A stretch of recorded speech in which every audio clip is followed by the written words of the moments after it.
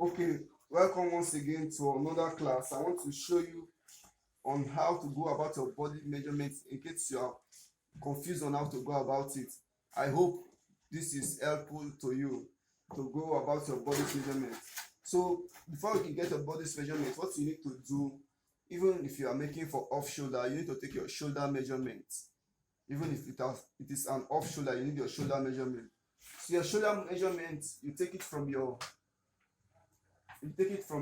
shoulder bone line. This is your shoulder bone line, which you have here. For ladies, you take it here. For ladies, it should start from here. So for this domina, from our shoulder bone line, it's 13. So our shoulder measurement is 13 for this mannequin. Our shoulder measurement is 13. So after you are done taking your shoulder measurement, you come to take your bust measurement.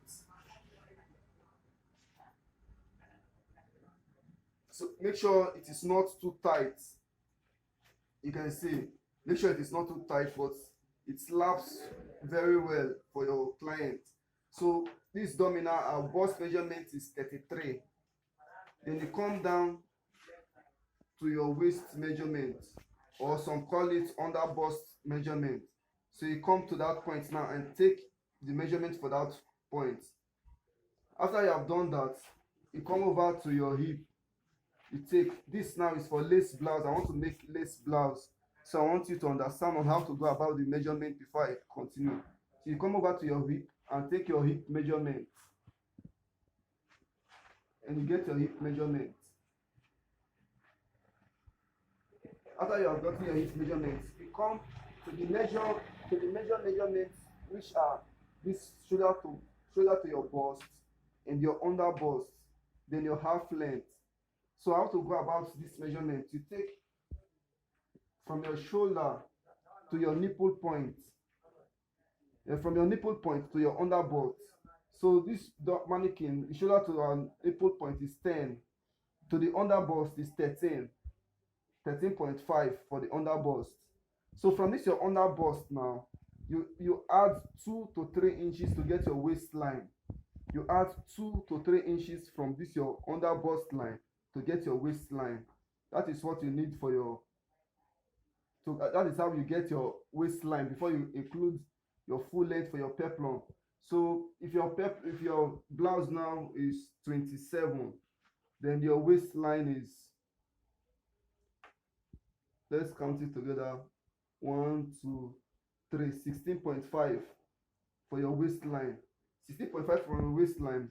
Then that is what you are going to use, plus 1 inch when cutting your half length. You know, when cutting, you include 1 inch for cutting. So this is the basic measurements which I want you to take note of. Your shoulder to your bust and your under bust. This measurement is very vital when you want to cut your bust measurement.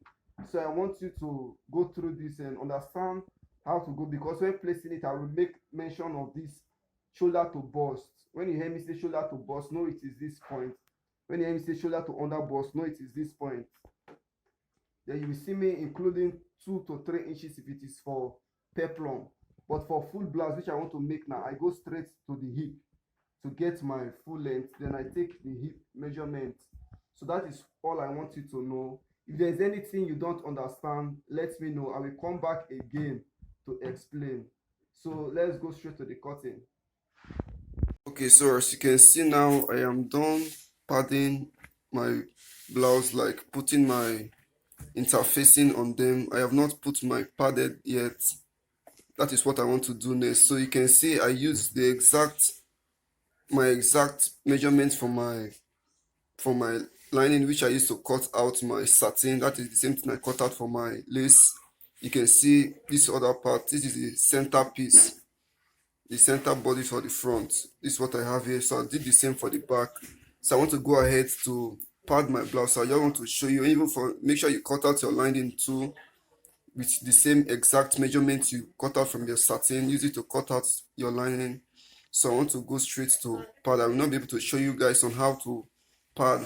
I know, I am sorry I did not show you how to cut this because it is a big bust and I have done something for big bust before. So I want to do something different for a smaller bust. That is what I want to do.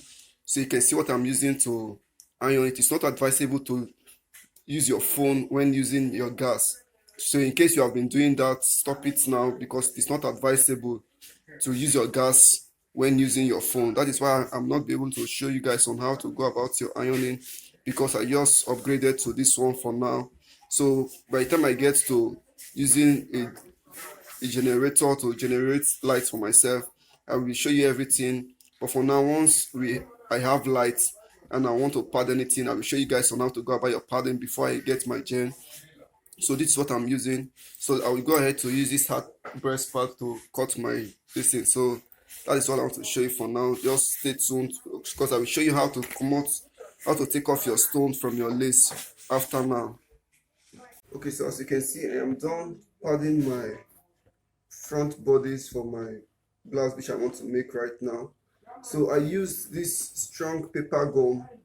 As you normally know, it's strong paper gum to gum my lining for the front bodies. So I'm done with that, and I use this hard breast pad to gum my front bodies for the blouse. So this is what it looks like after padding. I told you I have a video on how to pad, but that video I did not use this strong breast pad, this strong pad to pad my front bodies. And the back, I have different method of padding actually. I just use them anytime I want to, or anytime I prefer using them. That is what I do. So this is my front for the lining. Please, if you want to buy a lining, please buy a cotton lining. Me, I normally use this called punging whenever I do not see cotton lining that I like, or whenever my lining is like fading away, like my lining will ruin my fabric and I don't want something else to happen. That is when I use punging. So please, when use punging, I prefer using punging. So I will advise you to go for it. And when padding, people have been asking me, why is gumming it okay, or you should just go ahead to sew it like that. When I started this work, I was sewing it like that, but when I saw from a how will I call it, like a what name will I give this, a boss or a upper hand, somebody that has gone far in the work more than me. He was gumming his own hard breast pad. Me, I normally, as at then, I do not gum my hard breast pad, only for princess that I gum. But after I decided to try it, because I saw it, I fell in love with it, and I think it was okay. So since then, I decided to use, when learning something from somebody, anything the person does, you go ahead to apply it until you don't like it, or you like it. You will be the one to decide for yourself. So I will advise you to go ahead to try it. If you don't like it, then you go back to your normal way, which you have been doing. But I advise, because I love gumming it. It comes out better because it laps with your fabric. It does not. So when it comes out better. Just go ahead to try it. So what I will do now is to take off my stones from this side, and I'm going to use my hands to do that. Just like this, use my hands to do for every of the fabric. I will remove like 1 inch. I will remove 1 inch from here down, remove all of it. So I'll go ahead to do all of it for everything, both the back and front. Before I come back to show you, I want to be brief with this. So just please pay close attention and listen or watch closely. So let me go ahead and do that.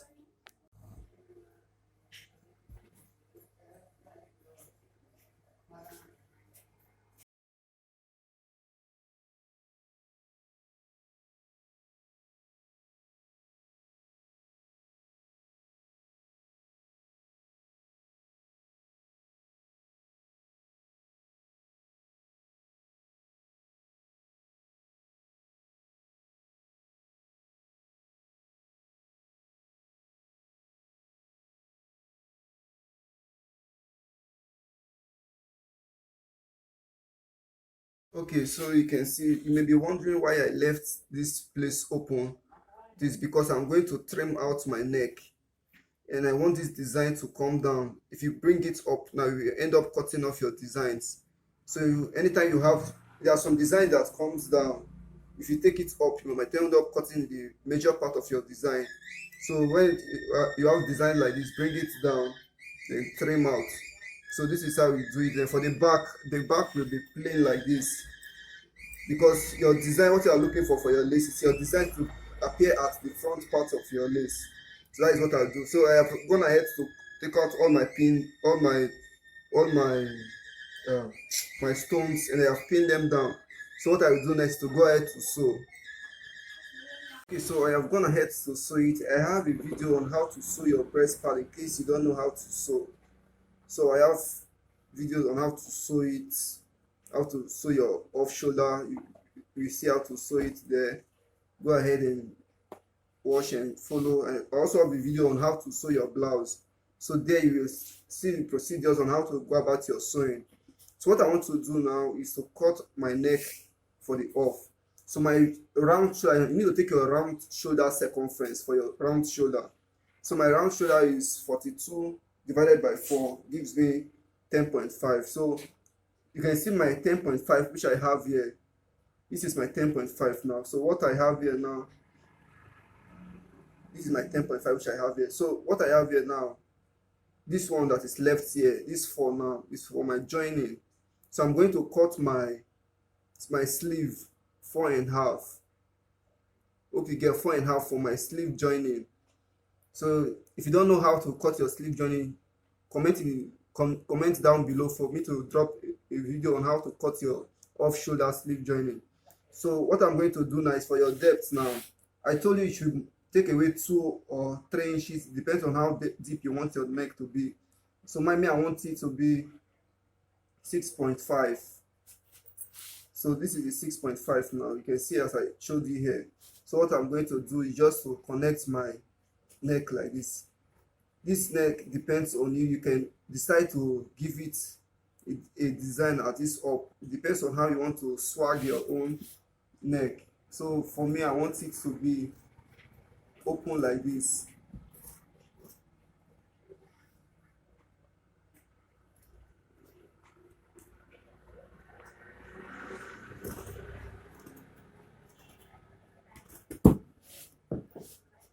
So you can see what I have here.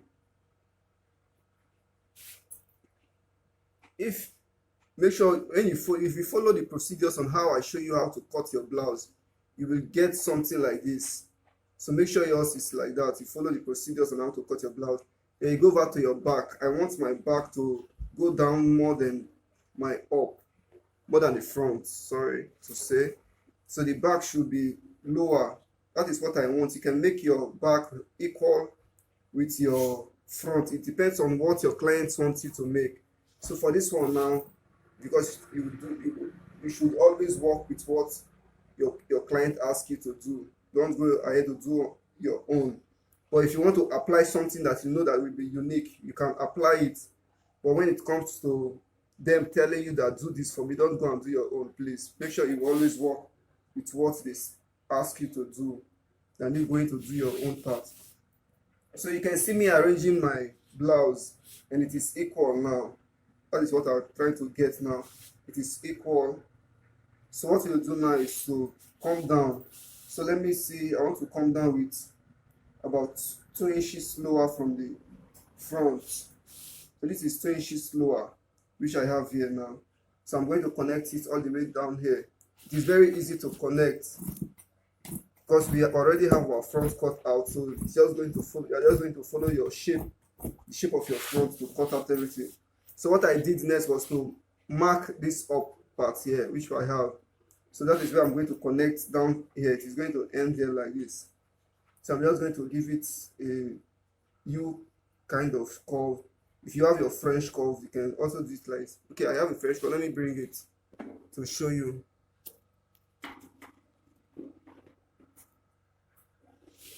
So this is my curve. Let me show you how to go about this. You can see, hope you can see it very clear. So we have placed it already like this. So this, from this your point which I told you to. So we just go ahead. This even the same shape with my hands that I used.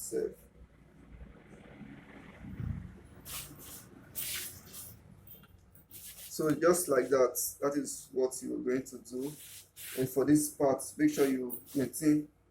So anytime I do anytime I'm cutting my blouse, I don't think of my waist allowance, because that is I don't think of my how will I say it, the bulge at this back, because most time when you sew cloth, you know it normally bulge out, but whenever I'm sewing, because of the allowance I give for my waist here, it totally terminates that bulge you are seeing there. So hope you get. So whenever you want to, even if I decide to sew it complete, once I place it like this to cut out, to mark out my zip line and follow that shape, so it totally terminates that excess which normally comes out your for your blouse or anything you're making. So I hope you try this formula to see how it looks yourself, because I bet you this is wonderful experience that you get once you do this. So I will go ahead to cut it out now and do the journey for the lining. I just want to brief you. Remember, when ironing your lace, make sure you have the fabric aside. Don't place your iron directly to your lace fabric. Please make sure there is something you are using to iron. Even when ironing this place, I have to put something on top and put my iron to iron it. Even when ironing my breast pad, I put this cloth on top, sprinkle water, because it is lace fabric and it has net. If you put your iron directly, the heat might burn it, and if your iron is too hot, the same heat will pass through here and burn your net. So be careful when it comes to lace. So you can see how the net looks. So I will go ahead to sew everything. I don't want to make this video very brief and throw some highlights or some lights on how or what you should do, one or two things to correct you. So let me just go ahead to do that. So can you see I have gone ahead to put my lining, put my zip. It is all set now. What is remaining now is the sleeve. So I will go ahead to put my sleeve so you can see how it is looking. Very nice. I have a lot of video to go for you to follow on how to go about this. So I will put the link down below for you to follow the step-by-step process. I don't want to take much of your time to show you. I just want to highlight you on most things for you to do for some part of an area for you to go. That's just what I want to show you. So just go ahead and watch the other videos to be able to do. But if you still want me to show you on how to sew an off-shoulder full blouse, I will still do it. I'm just here for you, as I told you. If you any part you don't understand, or any part that you are finding difficulty that you want me to put you through, just let me know and I will do it for you. So let me just go ahead to put my sleeve. Whoa, it is late already. You can see how it looks.